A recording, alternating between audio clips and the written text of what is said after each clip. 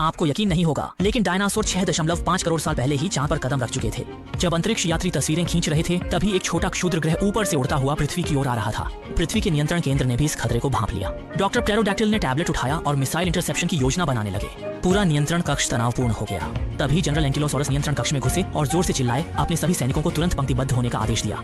असल में commander in chief tyrannosaurus rex भी आए थे। वह सूट पहने हुए थे। उनका व्यक्तित्व प्रभावशाली था और सभी सैनिक डर के मारे हिलने की हिम्मत नहीं कर रहे थे। जब मिसाइलें तैयार हो गईं, तो उनका एक समूह उड़ान भरने लगा। सभी का निशाना पृथ्वी की ओर बढ़ते क्षुद्र ग्रह पर था। जैसे ही फिंगरप्रिंट वेरिफिकेशन पूरा हो जाता, क्षुद्र ग्रह तुरंत पाउडर में बदल जाता। वेरिफिकेशन 30 सेकंड में पूरा करना होगा। डॉक्टर प्टेरोडैक्टिल ने पहले वेरिफिकेशन पूरा किया, फिर जनरल एंकिलोसॉरस ने और अंत में commander in chief tyrannosaurus rex ने। जैसे ही टायरानोसॉरस रेक्स ने हाथ बढ़ाया, वह अचानक रुक गए।